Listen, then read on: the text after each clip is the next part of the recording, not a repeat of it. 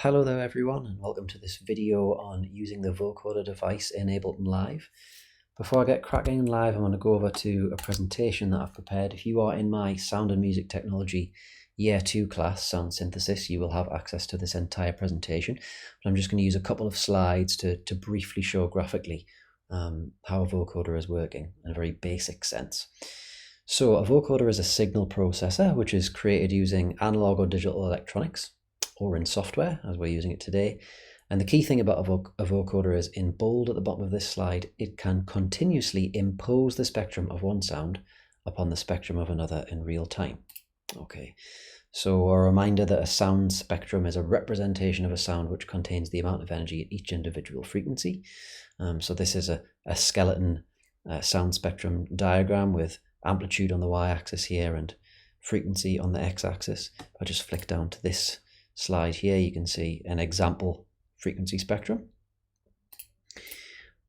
Okay, a monophonic vocoder has two inputs. One is the modulator and the other is the carrier, and that's also the case in the live vocoder, as we'll see soon. For the modulator signal, a spectrum is continuously extracted from that modulator signal in real time, and for the carrier signal, the modulator spectrum is imposed upon that by the modulator signal. Okay, so these two things are happening. Two very important things are happening inside a vocoder.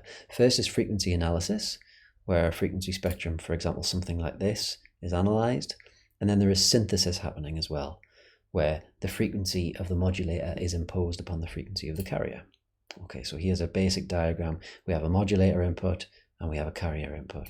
A very famous example of the use of a vocoder is talking music, where we have the modulator input being speech or talking and the carrier input being music. All right, so that's probably enough in terms of looking through the presentation. If we pop over into live now, we can see how it actually works in practice. Okay, so the first thing I'm going to do is find a nice bright synth sound, and I know just the thing. It's an operator sound in the brass preset. It's called Bright Brass. So I'm going to drag that in, put that on track 1. Nice bright synth sounds are good for using a vocoder, particularly when you're first learning how to use them. The next thing I'm going to do is I want a drum rack, so I'm going to use this 606 core kit. And if I go down to my user library, I have a couple of clips that I've got ready for this exercise. So the synth sound and the synth clip I'm going to be using sounds like this.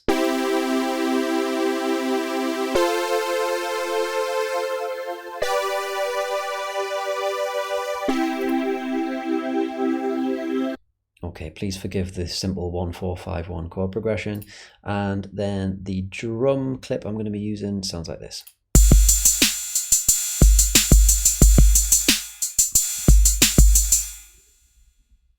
Okay, so now I need a vocoder. So over under audio effects, scroll down until I can see vocoder and then just drop it on that track there. All right, so in this scenario, our carrier is going to be the synth. So I'll set that up first. It's very easy to set up. We can set up as external. I'm not going to go through every option in the vocoder today. You can look at that in your own time if you want. It's very easy to refer to the manual or use the info view here. So I've got an external signal coming in from the carrier, and I want to take the audio from track 1. That's 1 bright brass, which is where I have my brass synth. And it's important that I take it pre-FX as well. So any level changes here aren't going to affect the signal coming into the vocoder here. All right, so I can play that now.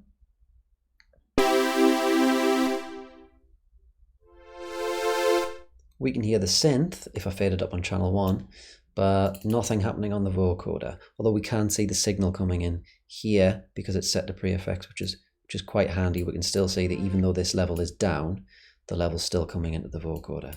But we don't hear anything yet, and that's for a particular reason. That reason is because in order to make a vocoder do anything, you need two signals coming in. You need the carrier and the modulator signal. So this is the carrier signal coming from the synth, as I've already said. The modulator signal is going to come from the drum kit. So in order to do that, for the audio from chooser, here on the, I'll tell you what I'm going to do actually. I'll rename this vocoder. I was just about to say on the 3 audio track, but if we call it vocoder, that makes a little bit more sense. So audio from, we'll set that to 606 core kit, and then we also need to set monitor to in.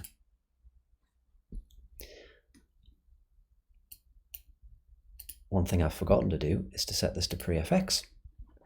I'll just launch the drum kit and see if we get anything.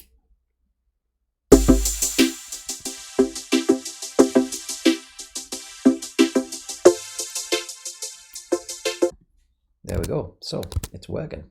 And it's working because we have a carrier, which is our synth sound, and we have a modulator, which is our drum sound, which is coming in, being fed in directly to this track via the audio from chooser. Remember to set both of those to pre-FX, okay? And the reason we do that is so we can make level changes here that don't impact upon the signal that's coming into the vocoder or coming into this channel.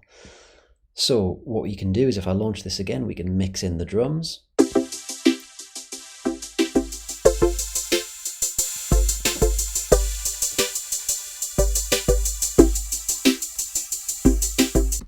Or indeed we could mix in the synth as well if we wanted, the untreated synth and the untreated drums.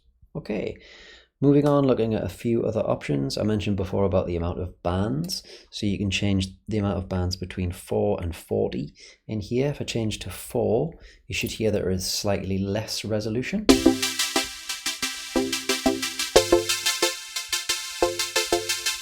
And what I mean by that when I say less resolution is it's really less clear that the drums are the modulator signal there. Whereas if we change it to 40 bands, you can certainly hear more of the detail of the drums coming through.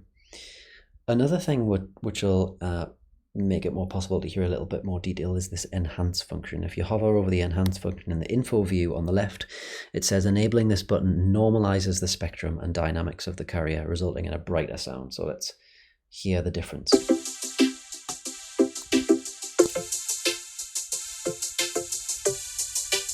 Okay, so that just gives you a little bit more clarity, and you can enable that if you want to.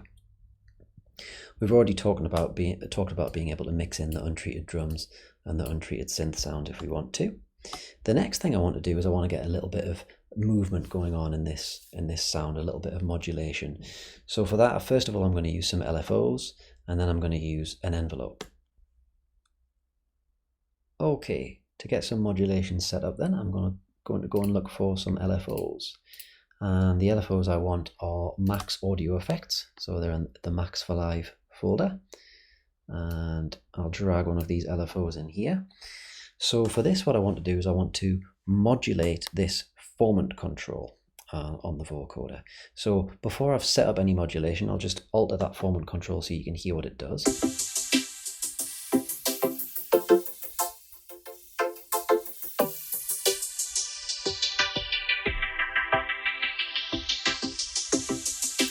Okay, so what's happening there is the peaks and the troughs inherent in the spectrum that we talked about before are moving up and down the audio baseband, so up and down the range of frequencies that we're able to hear. And actually we'll be able to show that graphically if we go to audio effects and bring in a spectrum, and let's view that with a little bit more detail and clarity by making it a little bit bigger. Actually, I tell you what, scrap that. Let's bring the spectrum directly onto the vocoder channel so that I can move this formant control and you can see what it's doing.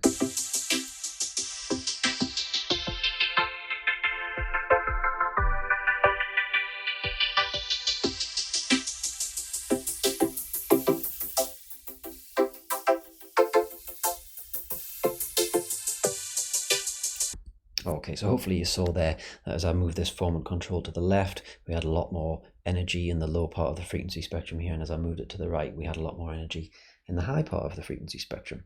Okay, so let's just move that down there so we've got a bit better visibility of what's going on. Now then, I said before that I want to modulate that with this LFO, so it's very easy to do. We'll just press map on this LFO device and then map it to that formant control, and it'll start to modulate straight away. I'll let you look into this LFO in your own time, but there are various different things that you can do. Obviously you can change the rate, You can choose whether that's free running in terms of absolute time, or you can have this in musical time, what we might call relative time, change the depth of the modulation, and so on. But I'll just leave that moving there at through one cycle once every bar.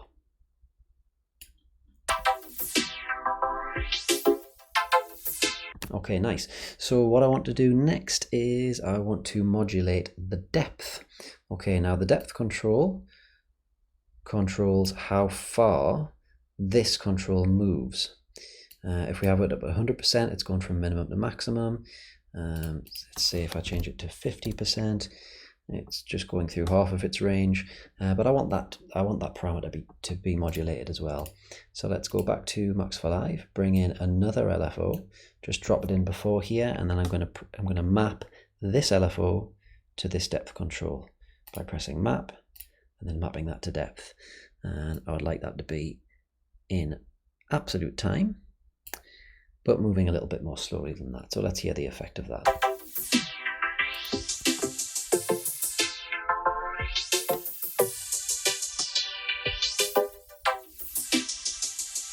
Okay, nice. So now I've got a little bit more movement going on in there. The last thing I want to do is to use an envelope, and I want to use an envelope to modulate this unvoiced parameter. Okay, so first of all, I'll just let you hear what the unvoiced parameter does to the sound.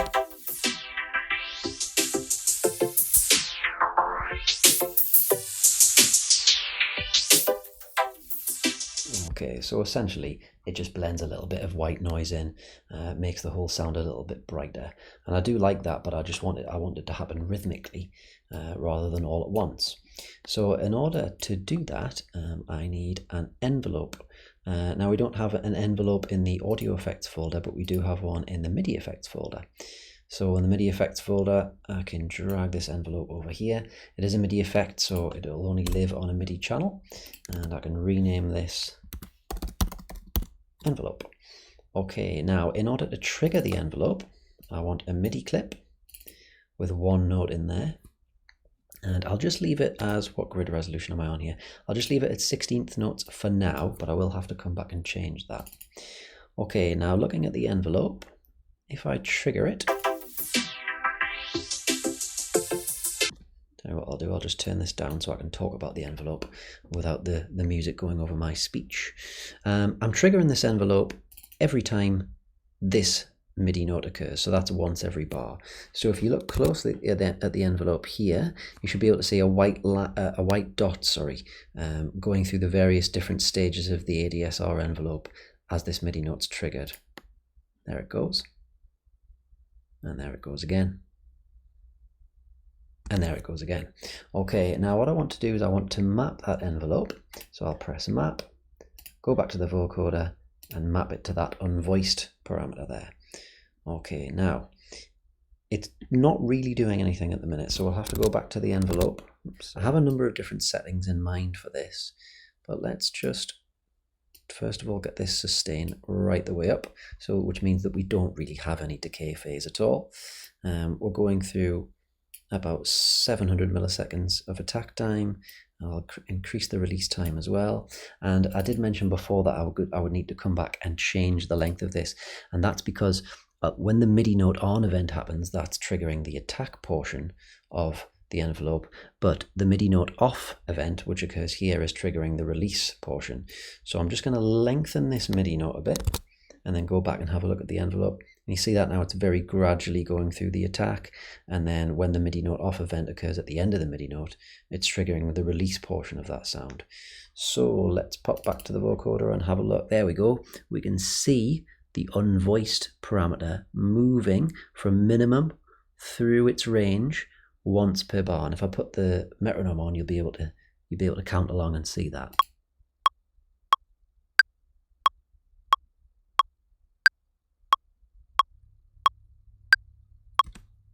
Okay, great. So that's working now, and now I can fade this up so you can hear what it's doing once per bar.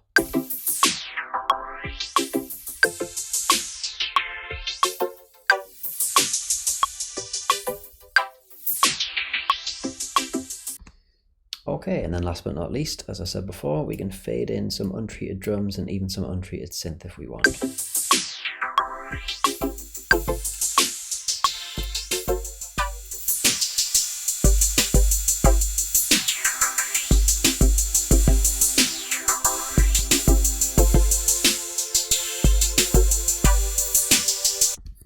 Okay, so hopefully that's been useful for you. We've looked at how to set up a vocoder to take a carrier and a modulator signal. We've also looked at how to use Max for Live devices such as LFOs and envelopes to modulate the parameters of the vocoder to get some movement going on. If you've got any questions, just let me know and I'll get back to you as soon as I can.